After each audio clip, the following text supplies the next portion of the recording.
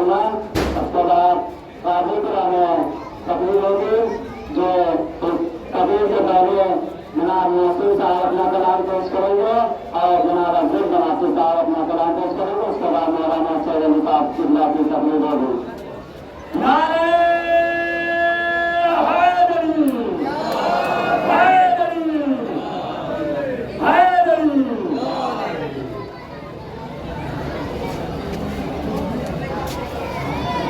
بل محمد و آل محمد صلی اللہ علیہ وسلم۔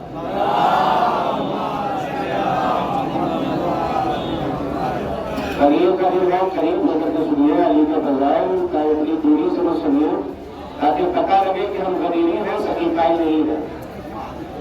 قریب نظر کے سنیے۔ آج جس علی کی ولایت کا روز ہے اور جس کی ولایت پر تکمیل دین ہوئی، اگر یہ علی نہ ہوتے تو واقعاً کوئی تاریخ لکھنے والا یہ کبھی لکھ ہی نہیں پاتا کہ واقعاً یہ جو دین آ رہا ہے یہ رسول اللہ کا دین ہے، یہ جو دین ہم تک پہنچا ہے یہ رسول کا دین ہے۔ نہ دین مکمل ہوتا، نہ اس حقیقی معنوں میں دین ہم تک پہنچتا، اس لیے کہ علی کی ولایت کے بغیر نہ انسان کا نماز قبول، نہ انسان کا روزہ قبول، نہ انسان کا حج قبول، نہ انسان کی زکوٰۃ قبول، نہ انسان کا خمس قبول۔ اس لیے نہیں قبول کہ اگر اللہ کا رسول آخری حج کے بعد اس علی کی ولایت کا اعلان نہ کرے تو رسالت خطرے میں پڑ جائے۔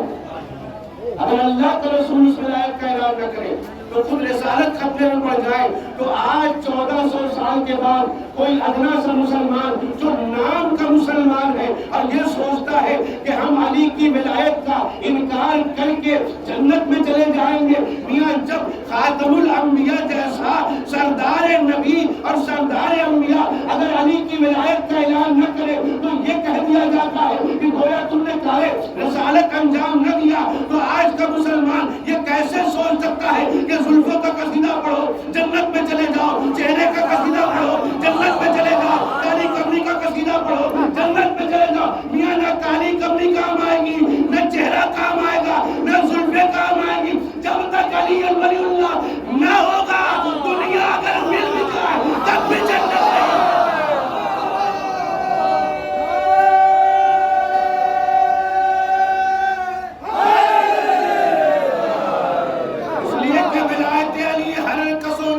مقدر میں نہیں ہوتی ہے، بلکہ اللہ کے رسول نے کیا کہا ہے، یعنی تم سے دشمنی وہی کرے گا جو منافق ہو، اب تم سے دوستی وہی کرے گا، محبت وہی کرے گا جو مومن ہوگا۔ میں لفظوں کو بدل کے آپ کی سماعتوں کے حوالے کر دوں، علی سے دشمنی صرف وہی کرے گا جس کی ماں ایک ہو، باپ انیک ہو۔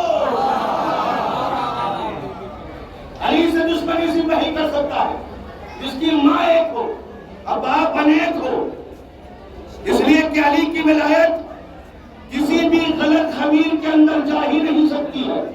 لاکھ دنیا کوشش کرے کہ ہم علی کی محبت قدم بھرنے والے ہیں، آپ دیکھتے ہیں کہ ہمارے درمیان ایسے ایسے لوگ چلے آئے ہیں کہ جو ظاہر تو یہ کہتے ہیں کہ ہم علی کے چاہنے والے ہیں، ہم علی کے ماننے والے ہیں، لیکن ادھر ایران نے حملہ کیا، سب کے چہرے حیا ہو گئے اور غدیر سے پہلے غدیر منا کے بتایا گیا کہ دیکھو جو غدیری ہوتا ہے وہ میدان سے بھاگتا نہیں ہے۔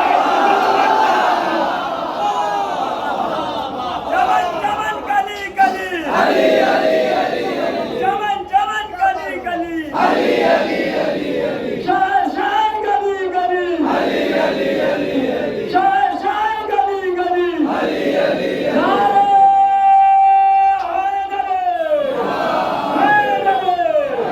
حیدری۔ اگر خون طیب و طاہر ہو تب یہ ولایت علی نبی تعلیم دلوں کے اندر رسوخ کرتی ہے۔ غالب نے ایک شعر کہا، غالب نے صرف ایک شعر کہا، مولا کائنات کی ولایت میں ڈوب کر کے غالب نگی میں دوست سے آتی ہے کوئے دوست، مشہور حتم بندگی خودرام میں۔ غالب نگی میں دوست سے آتی، بس یہ سن لیجیے اور اس کے بعد انشاءاللہ آپ کا قافلہ قدیری آگے بڑھ جائے گا۔ غالب ندی میں دوست سے آتی ہے کوئے دوست، مشغول حکوم بندگی پوترا میں۔ غالب نے مالی کے لیے کہا یا علی آپ سے وہی خوشبو آتی ہے جو اللہ سے آتی ہے، آپ سے وہی خوشبو آتی ہے جو اللہ سے آتی ہے۔ آپ کی بندگی کر کے ایسا لگتا ہے کہ جیسے میں اللہ کی بندگی کر رہا ہوں، اور حقیقت بھی ہے جب تک ہماری عبادت میں علی شامل نہ ہو تب تک عبادت قبول نہیں ہونے والی ہے۔ ادھر غالب نے یہ شعر لکھا، ادھر بھوپال کے ایک مفتی صاحب کی رگیں مفتیانہ پھڑک گئی۔ بھوپال کے مفتی بیٹھے ہی اسی لیے ہے، ان کا بازار گرم ہی اسی لیے ہے کہ کوئی بھی علی کا چاہنے والا بولے اور ہم فتویٰ دیں۔ اما جن کے اپنے گھر سنبھالے نہ گئے وہ علی والوں کا گھر دیکھتے ہیں۔ اگر یہ اپنے گھر پہ نگہبانی رکھتے نا تو کسی بھی گھر میں علی کا دشمن پیدا نہ ہوتا۔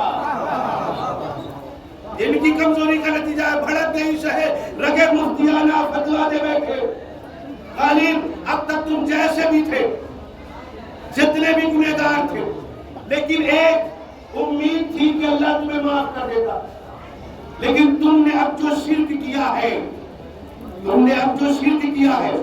اللہ اس کے بعد تمہیں عہدے جہنم میں بھیجے گا۔ یہ خط غالب تک آیا۔ غالب ہے ادیب آدمی، پڑھا لکھا آدمی ہے، ہمارے جیسا بدتمیز تو تھا نہیں۔ تو مفتی صاحب نے بھی امید لگائی کہ غالب جب خط لکھے گا اور خط کا جواب دے گا تو جناب لکھے گا، حضور لکھے گا، مفتی صاحب لکھے گا، ملا صاحب لکھے گا، مولانا صاحب لکھے گا۔ یہ ساری امیدیں لگا کر کے مفتی بھوپال بیٹھے ہوئے تھے کہ خط کا جواب جو آئے گا تو ادیب آدمی ہے، اچھا جواب دے گا۔ لیکن تاریخ گواہ ہے اور خط اب بھی علی گڑھ یونیورسٹی میں رکھا ہوا ہے کہ جب لکھا ہے تو مفتی صاحب کے جواب میں نہ جناب لکھا، نہ ملا لکھا، نہ مولانا صاحب لکھا، نہ قبلہ لکھا، بلکہ سیدھا جملہ لکھا، ابے مفتی سن، ابے مفتی سن، تو نے تو میرے اوپر شرک کا فتویٰ لگایا، کفر کا فتویٰ لگایا، در حالانکہ تو نہیں جانتا کہ شرک کیا ہے، تو جانتا ہی نہیں شرک کیا ہے، اور تو جانے گا بھی کیسے؟ میں نے خط کے مضمون کو چھوڑ دیا، عجیب جملہ استعمال کیا ہے غالب نے۔ میں صرف ایک جملہ آپ کے سامنے عرض کرتا ہوں، مفتی صاحب کے جواب میں لکھا، ابے مفتی سن، تو نہیں جانتا کہ شرک کیا ہے؟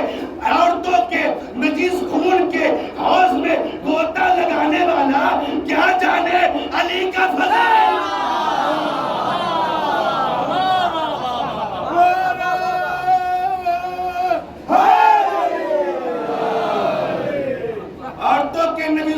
کے حوض میں غوطہ لگانے والا کیا جانے کہ علی کے فضائل کیا ہے؟ تو مجھے مشرک کہتا ہے، در حالانکہ تو نہیں جانتا کہ شرک کسے کہتے ہیں۔ جو اللہ کی وحدانیت میں کسی کو شریک کرے وہ مشرک، جو رسول کی رسالت میں کسی کو شریک کرے وہ مشرک، جو علی کی ولایت میں کسی کو شریک کرے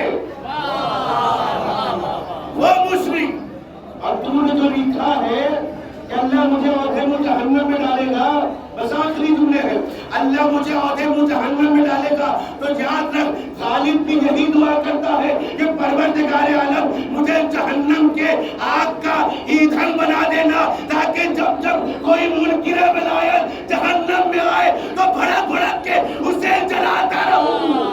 ہمیں قدیر بھی تو یہی ہے، ایک طرف چلچلاتی دھوپ تھی، ایک طرف اعلان ولایت، دو طرف سے یہ کافر قدیر میں جل گئے۔